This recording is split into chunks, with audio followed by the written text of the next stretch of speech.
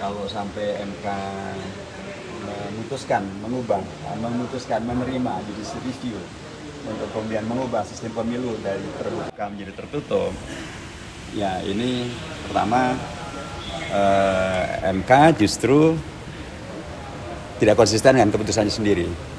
Tahun 2008 MK sudah memutuskan keputusan yang mengarahkan sistem pemilu yang tadinya tertutup menjadi terbuka. Dan itu yang dilaksanakan dalam pemilu 2009, 2014, 2019. Pertanyaannya, kalau MK kemudian mengubah menjadi terbuka, menjadi tertutup, bagaimana MK menyikapi tentang sifat daripada keputusan MK yang oleh Undang-Undang Dasar pasal 24C ayat 1 disebutkan sebagai keputusan MK itu sifatnya adalah final dan mengikat.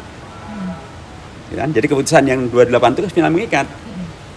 Kalau sekarang akan diubah, apa alasan konstitusionalnya? Apakah sistem terbuka itu melanggar konstitusi? Pasal berapa yang dilanggar? Nggak ada. Justru sistem terbuka itu lebih dekat dengan konstitusi ketimbang sistem tertutup. Buktinya apa? Pasal 22E ayat 2 disebutkan bahwa pemilihan umum itu untuk memilih anggota DPR, anggota DPD, anggota DPR, anggota DPRD, anggota DPD, presiden, wakil presiden. Memilih anggota. Tidak ada kata-kata memilih partai politik. Nggak ada.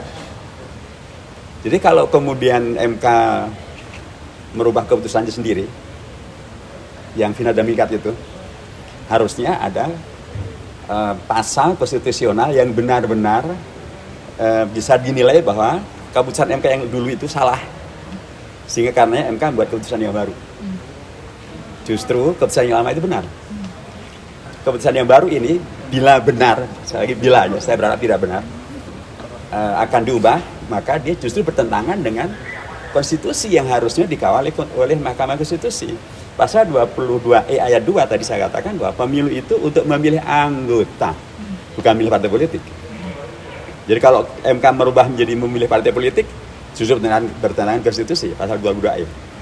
Satu. Nomor 2, nah berikutnya, peserta pemilu itu adalah partai politik. Sekarang pertanyaannya adalah, adakah partai politik yang mengajukan judicial review ke MK? Nggak ada. Yang mengajukan itu individu-individu, 6 orang. Seluruh partai politik tidak ada satupun yang mengajukan ke MK tentang perubahan sistem. PDIP, ya, dia mendukung perubahan sistem, tapi nggak pernah mengajukan ke MK. Dalam persidangan di Komisi 2, PDIP nggak bersuara menolak tuh. 8 partai menyatakan mendukung terbuka, menolak tertutup.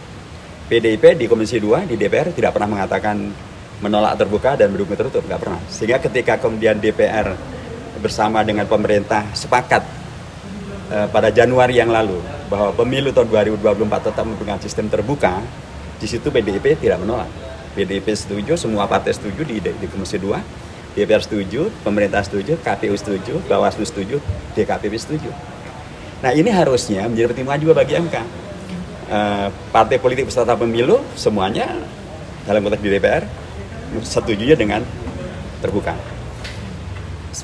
Yang memilih itu siapa?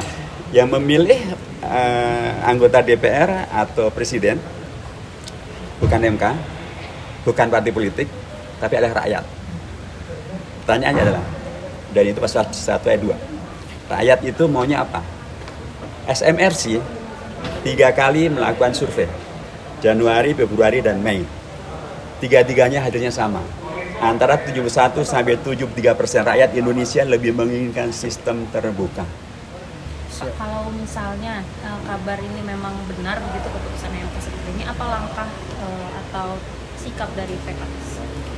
Ya ini menjadi pelik ya, karena pertama MK itu diposisikan dalam posisi keputusan final dan mengikat. Nah kalau final mengikat ya semuanya menjadi terikat gitu kan. Tetapi ada keputusan dia yang final mengikat sebelumnya, yaitu menjadi terbuka. Tahun 2008 tadi itu. Karenanya menurut saya wajarnya DPR yang sudah bersepakat dengan pemerintah bersepakat dengan KPU, bersepakat dengan DKPP, bersepakat dengan Bawaslu pada Januari 2023 yang lalu di sini, untuk kemudian menegaskan kembali bahwa DPR dan pemerintah sepakat dengan MK dengan keputusan yang lama itu, karena tidak ada hal baru yang bisa mengkoreksi keputusan yang lama, sehingga kemudian 2024 tetap menggunakan sebagaimana diputuskan di DPR, menggunakan sistem terbuka sebagaimana sudah disepakati. Dan waktu sudah amat sangat mepet, ya. Nah, bisa berandai-andai, ya. Misalnya nih, seandainya pun kemudian dipaksakan keputusan MK itu ada, ya mungkin juga bisa mengacu kepada MK dulu pernah buat keputusan tahun 2014 tentang pemilihan umum serentak, pilek dan pilpres serentak. Diputuskan 2014, dilaksanakan 2029.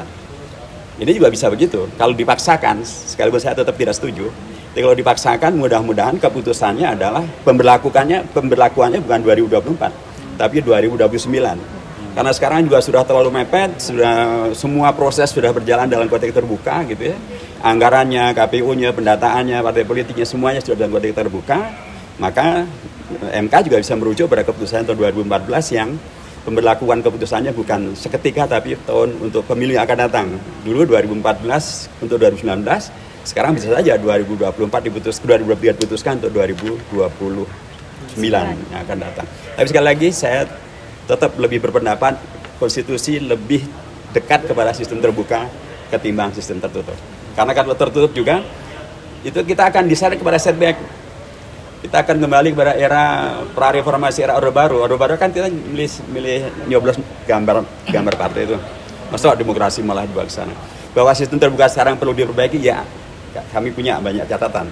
Tapi bukan berarti justru kita setback kembali kepada era pra-reformasi, pada era Orde Baru, di mana rakyat tidak punya kuasa, rakyat hanya memilih kucing dalam karung, yang dipilih adalah partai politiknya, dan itu tidak dekat dengan atau tidak sesuai dengan konstitusi yang berlaku sekarang.